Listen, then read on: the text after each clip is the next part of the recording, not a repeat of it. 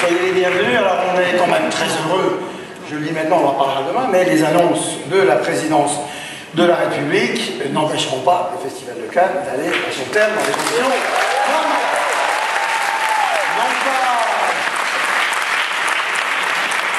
Non pas qu'on en avait peur, mais parce qu'on avait quand même un peu... On a des espions un peu réalisés, tout, mais on est quand même assez rassurés. Ça n'empêche pas qu'il faut quand même remettre vos masques, enfin mettre vos masques, je regarde, c'est pas mal, qu'il faut faire très attention. Ce département a quand même un taux d'incidence relativement conséquent, mais pas nous, pas la ville de Cannes et pas la bulle du Festival de Cannes et tout ça est formidable. Mais parce que vous êtes aussi la preuve, c'est parce que vous êtes là ce soir pour voir ce film, et peut-être que parmi vous, vous avez suivi ce petit cycle qui n'est pas terminé, autour du cinéma, on a appelé ça le cinéma pour le climat. On aurait pu appeler ça le Festival de Cannes pour le climat, puisque parallèlement à des engagements que le festival a pris en matière de déchets, d'environnement, d'empreinte carbone, de reforestation, de tout un certain nombre de projets et de mesures que nous prenons d'abord pour nous-mêmes. Vous nous aidez parce que vous avez tous été taxés de 25 €. 20 hors taxe. Les cartes American Express sont acceptées. Donc, vous, comme disait Michael Douglas dans La poursuite du diamant vert, tout le monde contribue, et le festival en particulier apportera une grosse somme d'argent, et on va essayer comme ça d'être exemplaire avec les années qui arrivent. Et comme on est quand même un festival de cinéma, et comme il se trouve qu'on voit souvent des films qui évoquent la question du réchauffement climatique, on a décidé de faire une section dont on a dit qu'elle était éphémère. Elle nous permet à la fois de montrer des films qu'on a beaucoup aimés, comme celui de Louis Garrel qu'on montre ce soir, mais elle nous permet aussi de montrer que les artistes eux-mêmes s'engagent de façon légère, comme une comédie et grave en même temps, comme le scénario du film de Louis Garrel qu'il a écrit avec Jean-Claude Carrière. C'est le dernier scénario que le très regretté Jean-Claude, qui était un habitué du Festival de Cannes, aura écrit. Et puis il y a des documentaristes qui font des choses très sérieuses, soit pour dire la dégradation de la situation, soit pour dire l'espoir que suscitent les jeunes générations, nos enfants, qui ne nous pardonneront rien, enfin surtout à nos parents, parce que c'est quand même eux. Et puis il y a aussi un documentaire d'Aïssa Maïga sur l'Afrique, qui évoque l'idée que s'il y a des gens qui sont quand même pas pour grand-chose dans le réchauffement climatique, c'est au Mali, et pourtant ils en sont les premières victimes. Et puis le film La Panthère des Neiges, qui évoque lui la beauté de cette planète, la beauté du monde, dont il ne faut pas perdre le souvenir non plus. Et c'est aussi le sujet du film de Louis Garrel. Je voudrais saluer Pascal Coucheteux qui est dans la salle et qui a produit ce film. On le retrouvera lui demain dans cette même salle avec Arnaud Desplechin. Mais là il s'agit d'un, et je voudrais saluer aussi Alexandra Enochberg qui sort ce film en France quand, Alexandra? Le 22 décembre. Vous voyez, vous aurez le temps de faire courir la rumeur. Salut aussi, est-ce qu'il est là, JR? Tu es là? Il est là, le photographe et cinéaste, parce qu'il avait fait un extraordinaire documentaire d'auteur avec la cinéaste italienne Alice Rohrwacher, qui a un film, un petit documentaire à la quinzaine, et qui évidemment était membre du jury il y a 2 ans, 3 ans, et qui est venu souvent en compétition. Et JR a fait ce film qui est aussi un film sur la planète, sur la nature, texte un peu de Pasolini, tout à fait extraordinaire. JR, lève-toi, on peut applaudir le photographe. JR.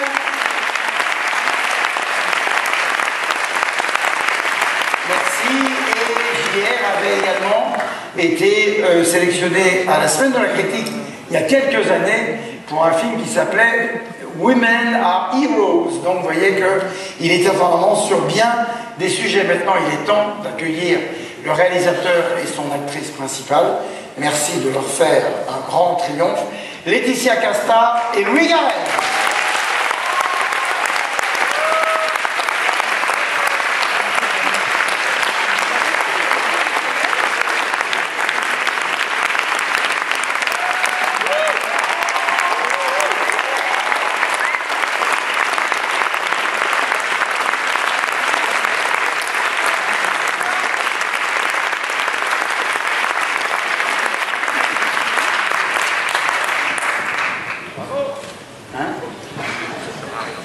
très gentil, vous vous levez et tout, c'est tellement sympa.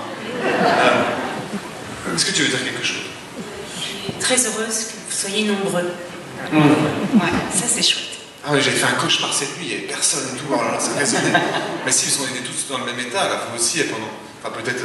Enfin, moi, en tout cas, quand... Non, parce que nous, on savait qu'on venait. Oui, non, mais je n'ai pas dit dans cet état, j'ai dit pendant l'histoire du... On est tous restés à la maison pendant un an, je me suis dit, putain, mais si le cinéma, c'est fini, j'avais des angoisses énormes. Donc là, je les ai tannés toute la journée, Alexandra, la distributrice et toute l'équipe. J'ai dit, mais de regarder si c'est à moitié vide, il faut aller chercher des étudiants, aller dans les facs et tout ça. Je les ai saoulés, pardon pour aujourd'hui, excusez-moi, il y a du monde, excusez-moi. Alors, non, je dis quelques mots avant. Premier mot, vous angoissez pas, ultra court le film. 1h07. C'est pas si long que ça. Le film, je le dois beaucoup à Jean-Claude Carrière, comme tu l'as introduit, qui était vraiment devenu mon meilleur ami. Je disais qu'on était comme Marolles des Maudes. Et il a eu l'idée de ce film, c'est ça que je raconte pour ça, c'est qu'il a eu l'idée de ce film il y a 3 ans à peu près. Il n'y avait pas encore tous les événements avec les enfants. Il y a 3 ans, je lui ai dit, Jean-Claude, ça va pas du tout, ton idée, elle n'est pas juste. Puis 6 mois plus tard, son idée, elle était juste, il m'a dit, dépêche-toi de le faire, le film, parce que tu vas courir après le présent. Je suis un tout petit peu triste aujourd'hui, même s'il est mort à 87, donc il a bien vécu. Donc j'étais triste de ça. Je suis super triste qu'il soit là, parce qu'il me disait, tu vas jamais le faire, ce film, tu vas jamais le faire. Finalement, on l'a fait, on est là avec plein de monde. Donc aujourd'hui, vraiment, je pense à... Est-ce que je crois en Dieu? Je ne sais pas. Ce soir, oui. Allez, je prends. Alors je dis bonjour à Jean-Claude Carrière, on peut l'applaudir.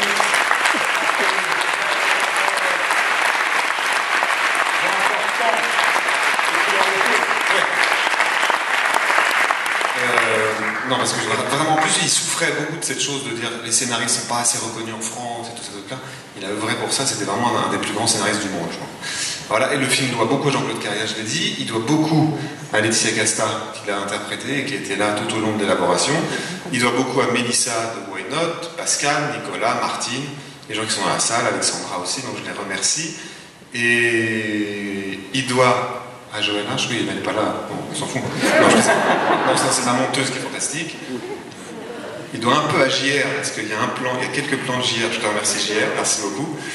Et voilà, je vous souhaite une bonne projection et merci beaucoup d'être venus si nombreux, ça me fait super plaisir.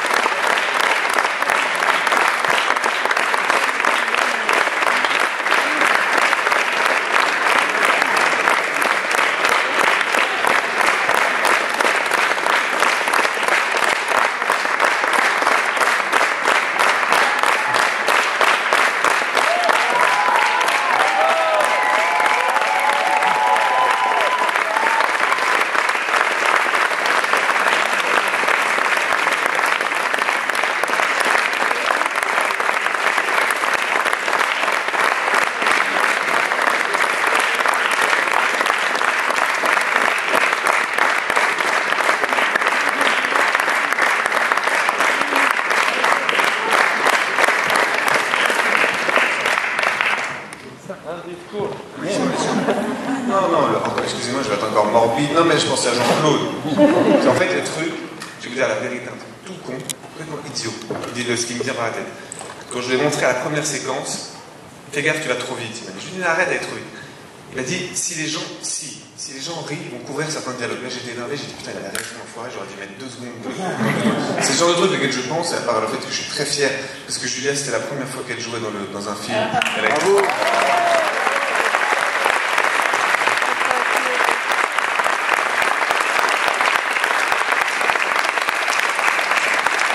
Merci beaucoup, merci à tous. Et merci à tous.